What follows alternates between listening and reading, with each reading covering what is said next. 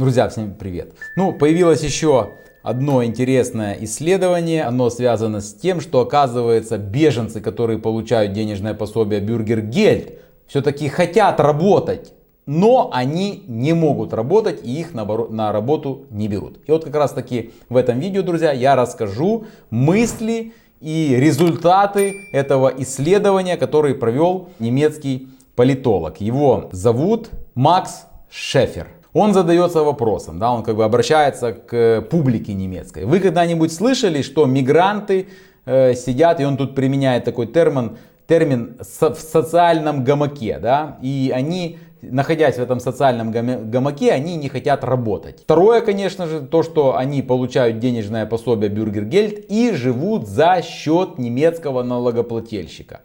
Мы это действительно с вами слышали и слышим ежедневно от разных политиков, депутатов и так далее.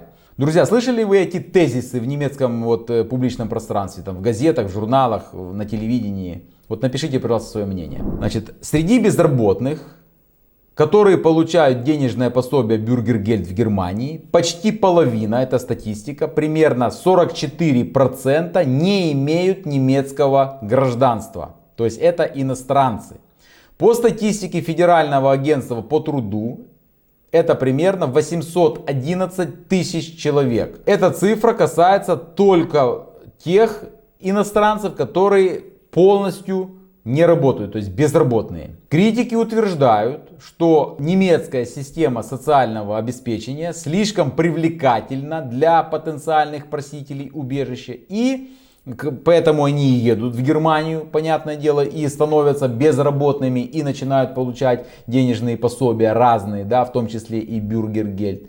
И критики выдвигают обвинения в том, что люди просто, приехав в Германию, лежат в социальном гамаке и не стремятся выходить на работу, не стремятся интегрироваться на немецкий рынок труда.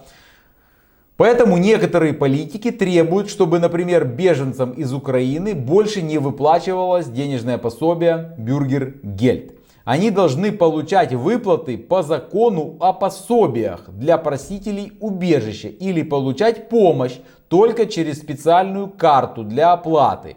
Это якобы повысит мотивацию к работе, так как Бюргергельд, по мнению критиков, не создает достаточных стимулов для трудоустройства. Еще в прошлом году немецкий союз настаивал на объективном обсуждении этой темы.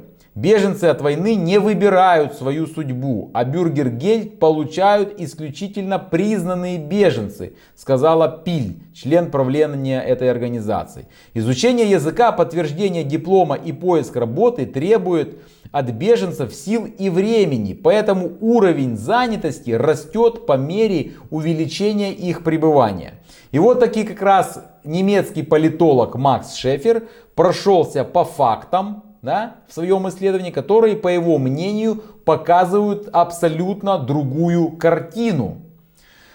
Что он говорит? Это я сейчас буду пересказывать его результаты исследования. С 2005 года, с момента, когда была введено в Германии система базового соцобеспечения, уровень занятости мигрантов вырос с 58% до 69% в 2023 году.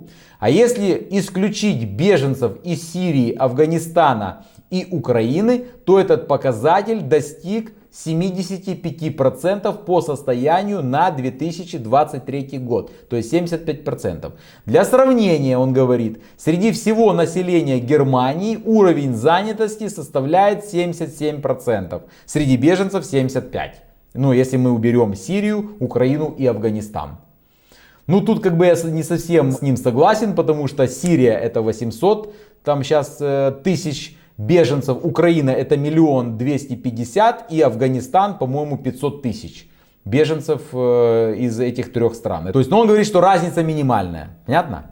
Хотя среди получателей денежного пособия Бюргергельд больше людей с миграционным прошлым, он говорит, их общее количество увеличилось с 1 200 000 в 2010 году, столько было, до 2 100 тысяч в 2023 году. То есть, скажем так, за 11 лет количество беженцев увеличилось практически в 2 раза, которые находятся в Германии. Однако, он говорит, этот период их численности в Германии тоже значительно вырос. То есть он говорит, что в 2010 году было одно количество, да, и попадало в Германию, а сейчас, значит, через 10 лет в 2 раза больше, соответственно, попадает, соответственно, в 2 раза больше их и находится на территории Германии. Ну, он так говорит. В результате доля получателей пособий в 2023 году составила 9,2%, что примерно соответствует уровню 2010 года. В то время уровень был, значит, доли, да, 9,3%. То есть, по сути, в процентном соотношении, он говорит, ничего не поменялось, если мы возьмем 2010 год и 2023 год. Понятно, да? То есть мысли.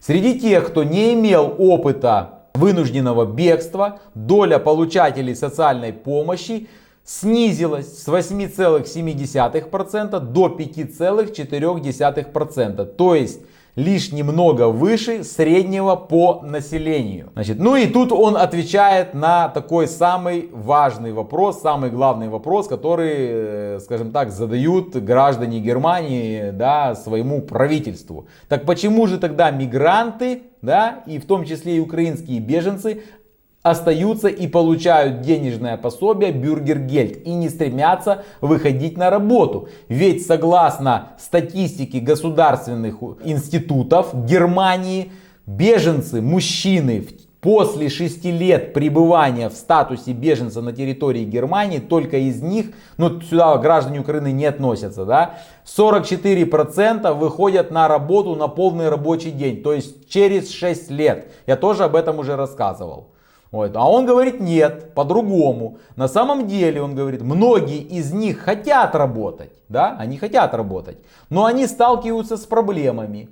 2/3 получателей денежного пособия Бюргергельд среди мигрантов не имеют профессионального образования, а на рынке труда в Германии востребованы именно квалифицированные специалисты, поэтому их и не берут на работу, потому что у них нет образования. Ну, тут имеется в виду, скорее всего, те, что, может быть, какое-то там образование не имеют, они его просто на территории Германии не подтвердили. То есть юридически у них образования нет, поэтому они работать хотят.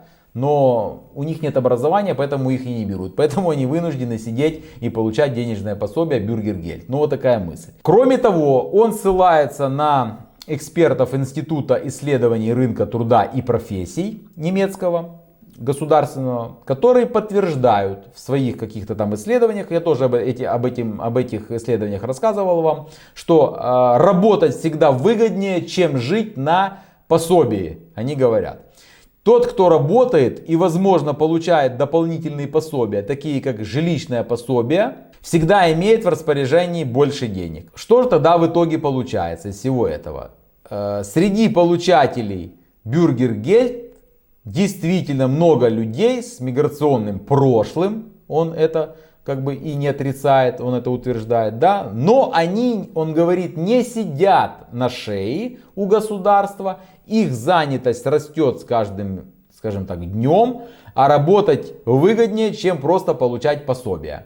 То есть, ну опять же, проблема заключается в том, что они не просто не хотят работать, они хотят работать, но в том, что у них не хватает образования и квалификации, поэтому их не берут на работу немецкие работодатели. Понятно, как он закрутил? Но я, честно вам скажу, друзья, я с ним не согласен. Это мое личное мнение. Вот я, ну, его мнение другое. То есть мы, люди в свободной демократическом государстве живем, выражает каждый свое мнение. Я вот, например, с его мнением однозначно не согласен. То есть человек, который хочет устроиться на работу, он в любом случае устроится. Да, я согласен, есть проблемы с подтверждением квалификации, есть проблемы с образованием, да, но есть куча вакансий, да, когда беженец может пойти спокойно себе работать, даже не имея в Германии какого-либо образования. Да, заработная плата будет в разы меньше, но если человек хочет, он работу найдет. Ну, это мое лично, друзья, мнение. Что думаете вы по этой теме? Согласны вы ли с исследованиями и с результатами исследований этого немецкого политолога? Или у вас какое-то другое мнение? Пожалуйста, напишите о нем в комментариях.